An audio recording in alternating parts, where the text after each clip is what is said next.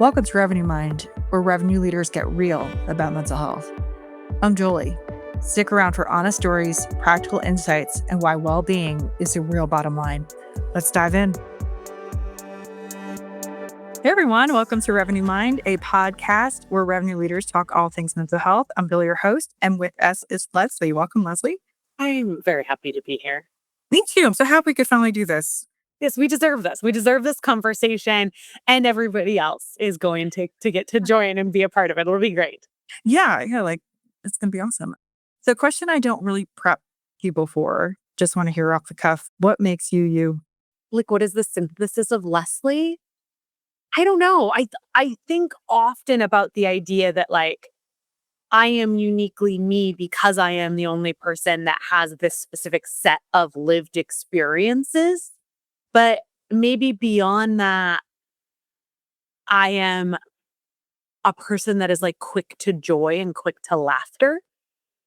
I am deeply and insatiably curious, but often at a somewhat superficial level. I only want to go so deep and then I'm it's time to learn about something new.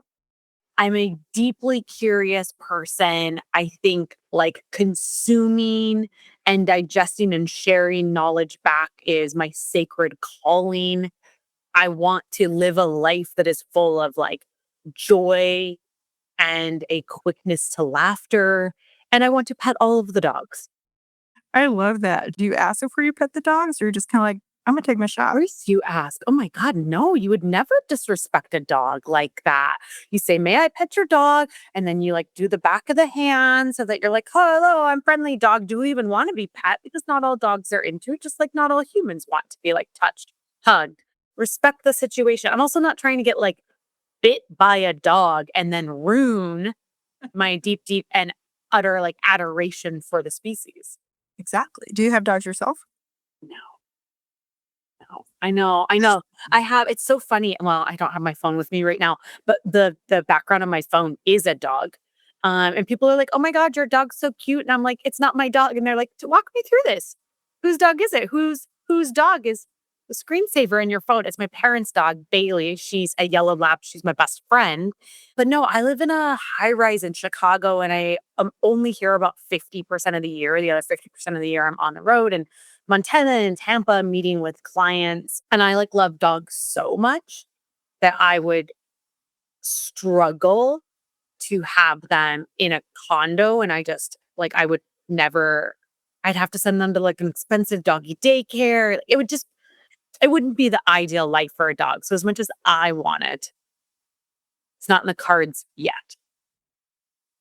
I get that, but I feel like one day it will be. Yes, one day I'll be. I also aspire to have goats. I would love a raccoon or perhaps a possum. So I have big animal aspirations. Are you gonna be on a farm? I'll be on some. You don't need a whole farm for goats and a possum. That's true. I just need maybe 2 acres. Yeah, it's just little 2 acres, and you'll be good. It's a cute little 2 acres for my goats and my possum. Possums are actually I mean, when they bare their teeth, they're really scary, but otherwise they're really cute. They're so cute and they don't mean to be mean. They just have kind of a aggressive smile, but they are snuggly and they're cold-blooded so they don't get rabies and they mostly just kind of cuddle. These are the things I know about possums. I've never learned possum. Is this the direction that people thought this podcast was going to go? I also have come prepared with facts about flamingos. So we're going to move on to the questions before we talk for 3 hours about animals because I can do the same thing. You ready? Yes, let's go. Cool. All right. First up, managing a $750 million budget in a corner office in college probably set some pretty high expectations. What changed when you lost that trust in your first sales job? Man, I feel like everything changed.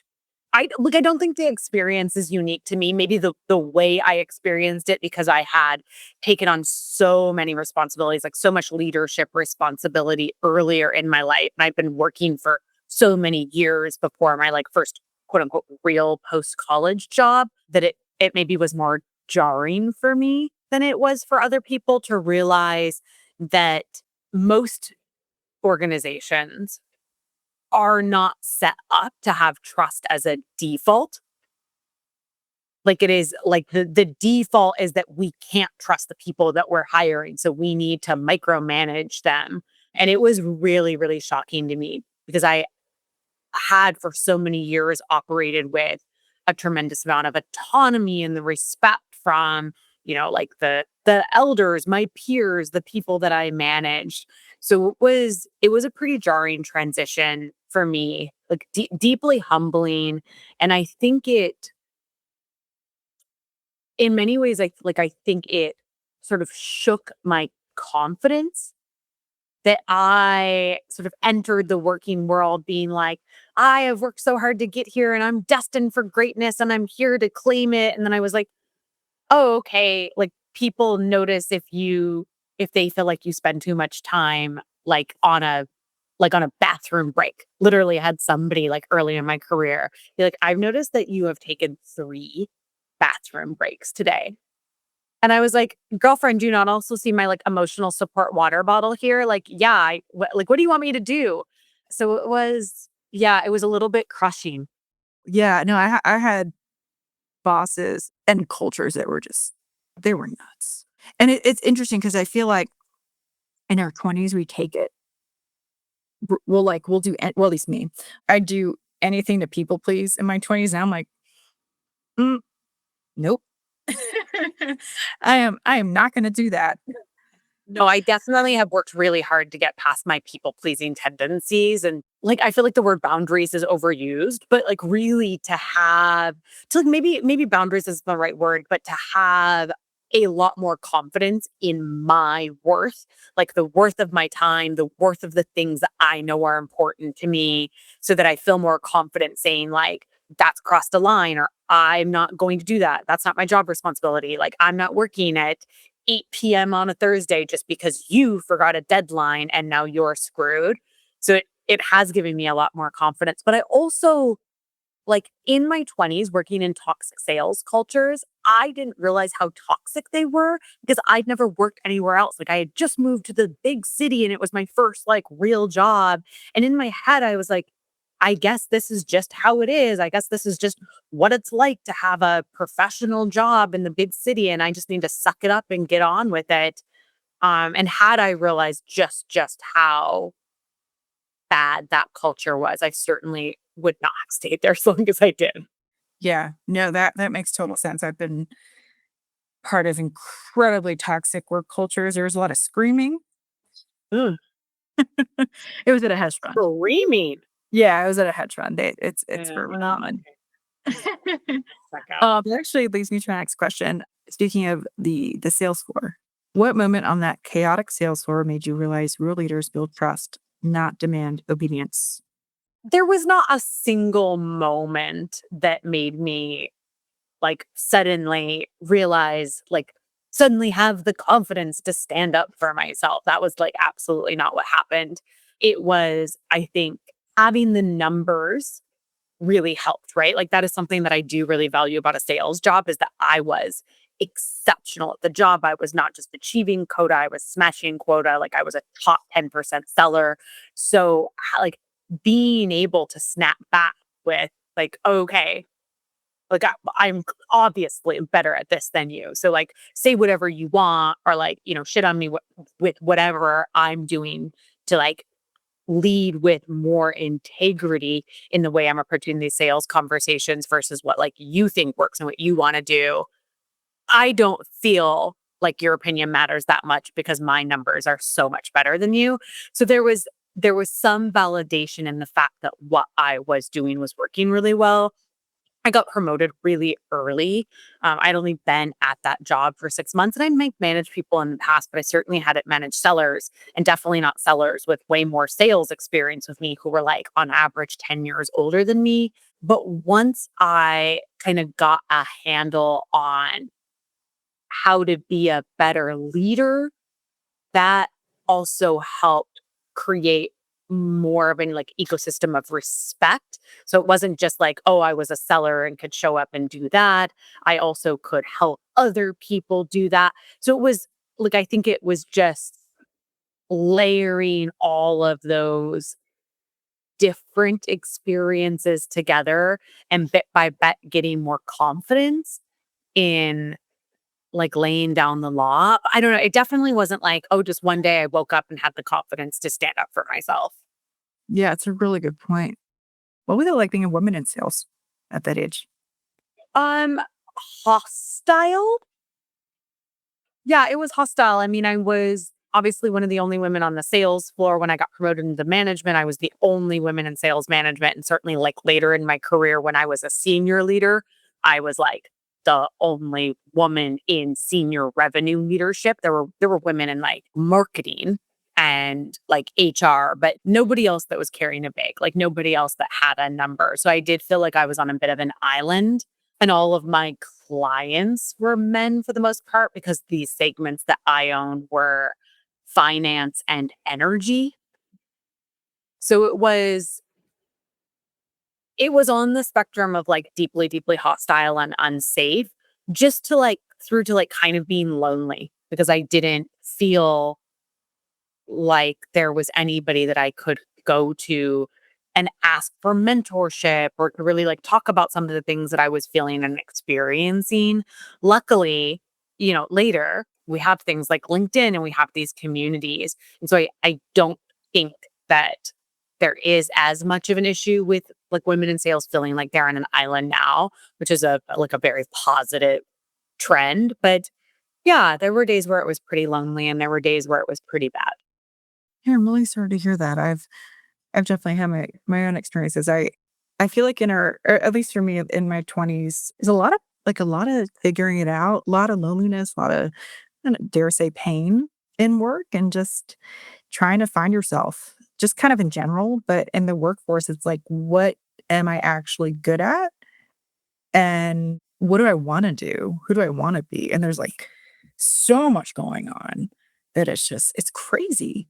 Yeah. I mean, it's one of the things that I actually like love, love, love the internet for now because it is so much easier to find community. And even if it's like super informal community where you're on TikTok, that you're hearing people on TikTok like share their version of your story and you're able to say, like, oh my gosh, okay, like I'm not alone. I'm not the only one who's gone through this experience. Or like last night I had a dinner in Chicago with the women in sales community, and so it was amazing. Like I got to sit around the table with 24 other women and we were all there to celebrate like my book.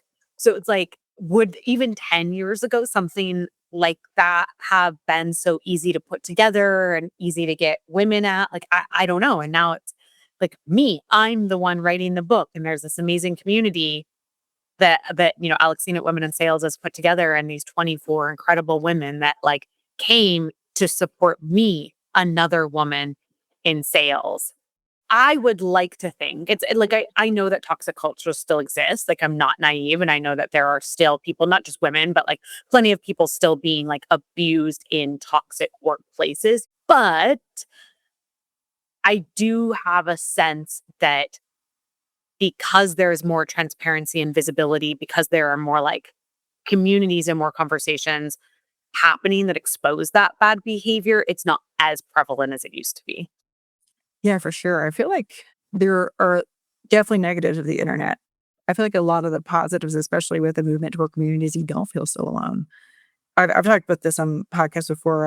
I went through program AA 12 steps, and you have this higher power, all that good stuff. Mine was connection and community. That's what got me through. And then I started a 20s and 30s sober ladies group on Meetup, and it's like 600 something members. And we hike and go to get mocktails. And like, that's what keeps me sober. I mean, the people. So I Okay, think, love that. That's important for so many reasons, not only because in early days where folks are grappling with their own sobriety, just like having a safe place to land is super important, but also later I would be so afraid of losing my community that that would help create like another layer of motivation for me to stick on the sobriety journey. Cause I'd be like, I don't want to lose these people. I love it here. Yeah, yeah, exactly. So it sounds like you did learn how to say no over the course of your career, which is awesome. How did learning to say no free up space for what truly matters to you and your work? Mm. Okay, but I do feel like this is all connected. Did you read the book Quit Like a Woman? Oh, I didn't. Oh my god, I'm gonna show it to people. It's here on my shelf, front and center. I am obsessed. So it's called Quit Like a Woman: The Radical Choice to Not Drink in a Culture Obsessed with Alcohol. And the author is Holly Whitaker. And I don't know if you can see like how ruffled the pages are, like with my like notes on them and stuff. Like I've read this book Damn. 3 times. It's such an incredible book. And I'm not sober. I'm sober-ish, sober adjacent. But a lot of what she talks about in this book is like building a life that you never want to escape from. And so I do feel like it's all related because when you're thinking about like how did you get past those toxic works environments, or like how did you have the confidence to create the boundaries, or like how ultimately did I get to where I'm at now as being like a founder, I'm my own boss, I'm the best boss I've ever had. So much of it is wrapped up in answering that question, like how am I building a life that I never want to escape from? And order to build a life that I don't want to escape from, whether it's like, through drinking or whatever people are doing to like get rid of that like hyper arousal or sadness. If you don't have a job where you work for somebody that you like, you don't have to love them, but like where you at least like don't hate them, right? Where you get to sell something that you're proud to sell at a company that you're proud to work for, and you work with people and for people that you respect, where there's some trust building, like everybody deserves that. And yeah, I don't know. I did it as all. It is all sort of tied together. So this is one of my very, very favorite books, and it is about sobriety. And that is like the primary question that she calls readers to ask. I would love that. I need to read it.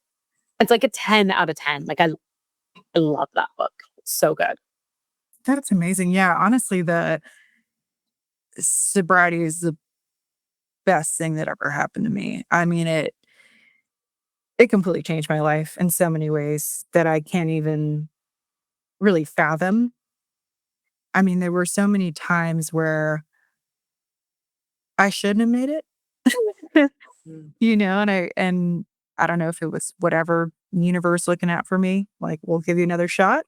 But I woke up one day, I'm like, sick and tired of being sick and tired, and I'm ready for a program, I'm ready to get better, and I'm really looking forward to reading that book. It was really important to me. I had like a similar moment 2.5 years ago, January 19th, and I woke up with a terrible hangover, and I had already left corporate, and so I was like already working really hard to create this new life for myself. But I think like I did not realize how deeply entrenched some of the like narratives and beliefs that I had drilled into me in 15 plus years in corporate were. And so I was feeling just this tremendous amount of guilt for trying to build the life that I wanted to live. And like one of the main things that I work a 4-day work week, and I take Monday off, but I don't take it off. I don't do revenue generating work, but I still do work. I do self work. I do like an extra long meditation, and I do yoga, and I journal for like 2 to 3 hours, and I read and I write. So it's like, it's not that I'm not working. I'm just working on myself. And I don't know, I was just still grappling with like so much self doubt and so much guilt. And I was very much not recovered from burnout. So I was still feeling a lot of burnout, and I just kind of felt stuck in a constant state of hyper arousal, and I couldn't get out of it. And so I was drinking to like bring myself down at the day from that state of hyper arousal, because the coping mechanisms I had like were not sufficient enough. And so I thought, I'm going to do this 100-day sober curious reset that I've like seen on the internet. And I did it. Like I did the journaling, and then I followed that up with I don't remember what her name is. First name is Gabby, and it was like a 40-day one. I don't know if you've seen that book as well. I can't see the title on my shelf, but it was like this incredible, it gave me the space to ask and answer a lot of the questions that Holly is asking in this book, which is like, what habits are you carrying forward without realizing that do not serve the new life that you're trying to build for yourself? And like I said, like ultimately I decided that I was not called to sobriety, but taking that time where I just was so sober, so clear in the head to think through all those things, it fundamentally changed my like the trajectory of my life and my career. That's amazing. If you don't mind me asking, what were the narratives and beliefs that you were carrying? Um, well, I'm laughing not because it's funny, but because it's like so sad in retrospect. But I was like going through at the beginning of this year, I was going through my journal and some of the stuff that I was grappling with at the time. And one of the questions I asked myself is, what if I give myself this space to like not like grind and hustle so hard, and I find out that I was really lazy after all? That is such a mind fuck. Like, what? So it was like I was so wrapped up in this like hustle and grind corporate narrative and like work yourself to the bone, do whatever it takes, that I had internalized that rest equaled laziness. Like I had internalized that taking care of myself, that giving my body and my soul time to reconnect made me lazy. Crazy. It's crazy to think about now after having done, 3.5 years of like deep, deep work reckoning with those beliefs that I left behind, that I ever could have asked myself that question. Like, no, I'm not lazy. Like, I am one of the grittiest, hardest working people I know, but you can work hard and also give yourself space to heal and rest and like some days just rot on the couch. Yeah, I totally feel that. I'm currently in a different program, just a different addiction, different day. And what I realized is not only I'm not lazy with everything else except myself. And that I love that you put the work in like that because I will do anything for people I love, for my dog who's sleeping over there. I'll bend over backwards and lift the world up, lift the car up, that those crazy stories. But when it comes to myself, just I think I need to put in the work too. So I'm hoping that this program really helps with that because it's when you give so much, it's almost like you want to give to everyone else but yourself. And that I think is a coping mechanism. And I was saying last night in my program, I was like, I don't want to feel. I just want to eat. I'm just going to eat my feelings. And then I asked everyone, I said, raise your hand if you also stuff your feelings. And there were like 10 people that raised their hand. It's so common. It's so common. I mean, addiction, no addiction, but it's so common for us to throw ourselves into things because we don't want to deal with it. Yeah. I think everybody has addictive tendencies to some extent, whether or not they are maybe more like socially acceptable ones or lesser, or whether or not they want to like name it as addiction. Like we all have like dopamine seeking behaviors to some extent. But first, like major congratulations to you for having the courage to like seek help and then show up and put in the work. And maybe what I would offer you, because this is a pretty big transition that I made in my own mindset, is that I don't use the word lazy anymore, because there has never, not once, been a time that I was lazy. Like there were times that I needed rest. There were times where I was like doing my best and maybe it just like wasn't enough that day. there were times where I pushed myself so hard to perfectionism that I had convinced myself that like my best wasn't good enough. Even like there are so many different things that were happening, and I maybe was labeling them as a character flaw and putting lazy on top of that. But like never, not once have I actually been lazy. And I would guess like 100% that that is also true for you.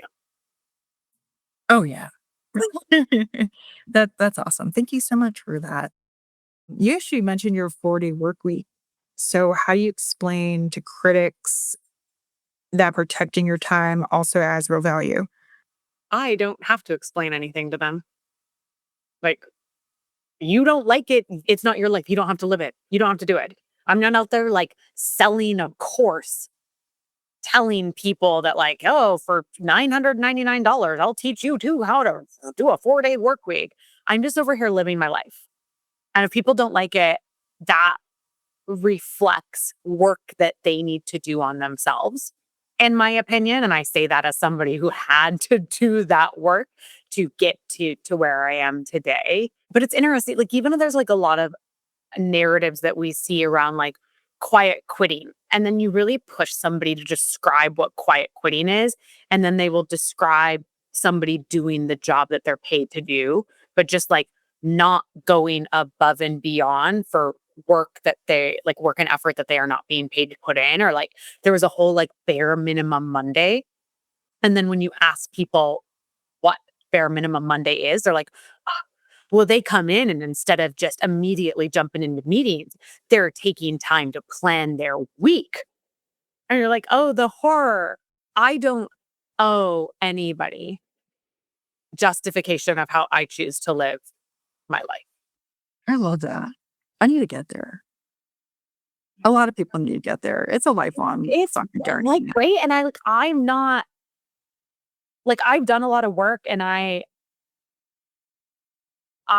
would say like, I would say like 18 months into the work, I felt a turn on like the burnout recovery. Like I physically could feel that my body was different because of like the, the mental and emotional work I had done recovering from burnout. So that was definitely like a milestone, but there's always more work to be done. I mean, and that's why I still have that same Monday schedule of like journaling and reflection and meditation and reading and writing and all of that. And I think, I was talking to one of my really good friends, Megan Mishak, about this like entrepreneurial journey.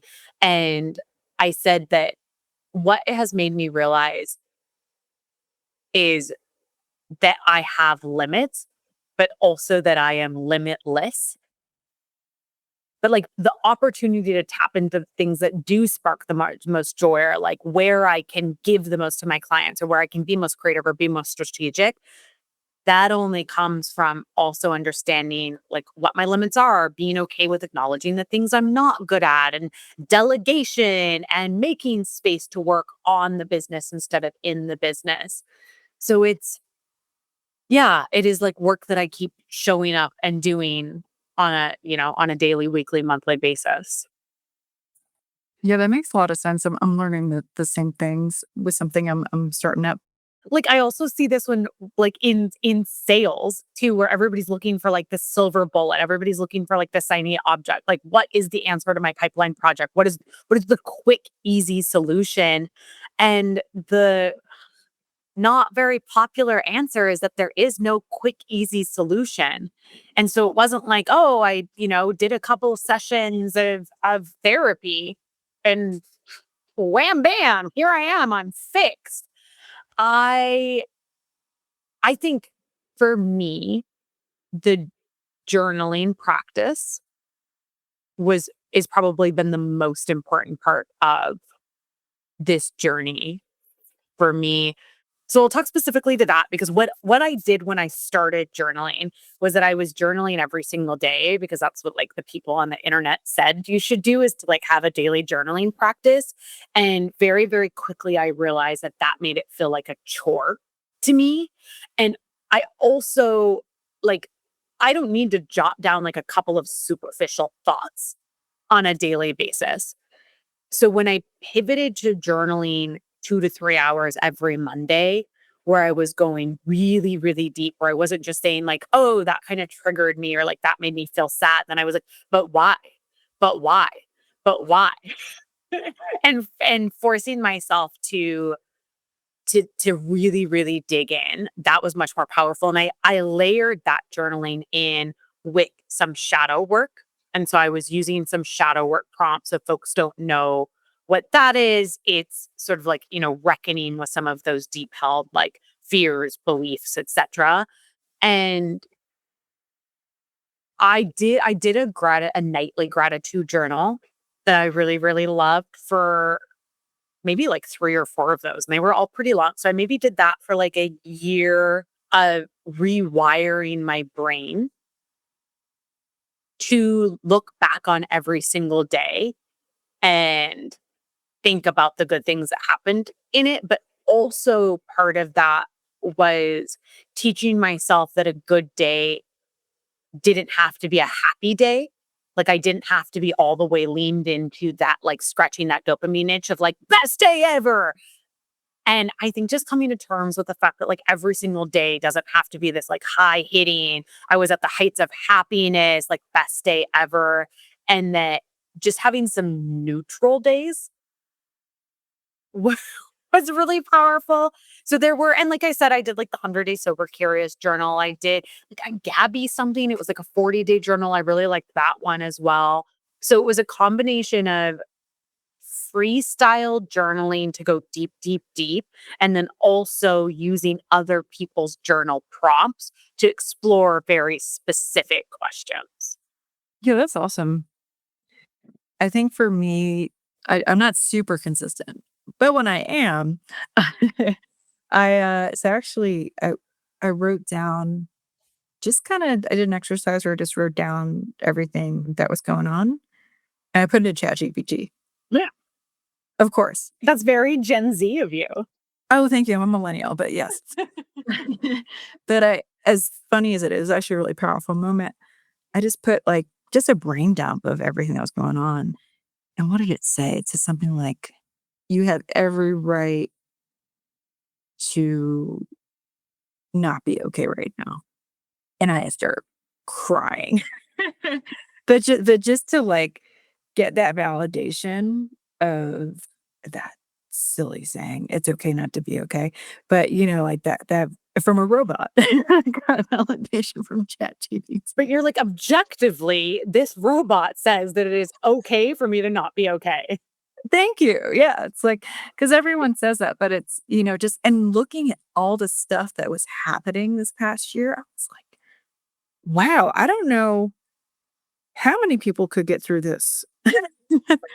And I think it's and your journaling prompts, I don't know about you, but I feel like I realized that was a badass. Yeah. I look at just I don't know. And I also stopped going to talk therapy, which is maybe like kind of a counter take to what people like when you're doing some of like the heaviest, deepest work of your life to stop going to talk therapy. I felt like talk therapy, I was just like circling around the same shit over and over and over again. And like I already over intellectualize. Like I already know the things.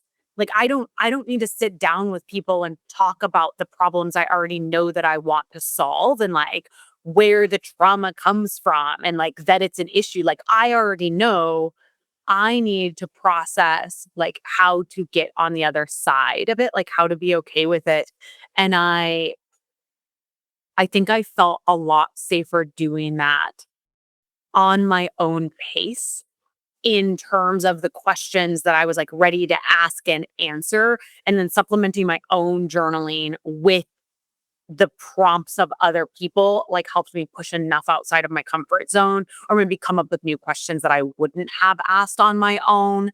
But I still show up every single Monday and like continue to do the work. So it is, yeah, to your point, for sure, an ongoing process of self discovery. And I think both acknowledging how far we've come and congratulating ourselves for the hard work that we've already done, but also like continuing to sign up to build the life that we never want to escape from.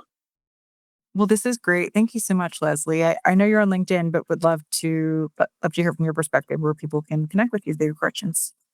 Yeah, LinkedIn for sure. My debut book drops on August 5th. Very exciting. So if people want to check that out, it's called Profit Generating Pipeline. It's at every e-commerce retailer. You can also go to salesledgtm.com/book. And if you put in your confirmation code, I have like $400 in freebies, like my virtual launch party where I'm giving away $1,000 worth of stuff, live launch parties, other free stuff. So that's very exciting. I mean, I pretty much like I'm chronically online, so you can find me everywhere. But buy the book, find me on LinkedIn for my daily takes. Awesome. Well, this was great. Thank you so much. Thank you. Yeah, this was nice. This was like, I don't know, is this the direction you thought the conversation was gonna go? No, which I Hey, loved. but yeah, it was cool. It was nice. It was clearly like what we needed to put into the world today. Exactly. I think it was meant to be. That's a wrap for Revenue Mind, where we cut the BS and spotlight mental health and revenue leadership. I'm Jolie. We're reminding you your mindset is your competitive edge. Thanks for listening. See you next time.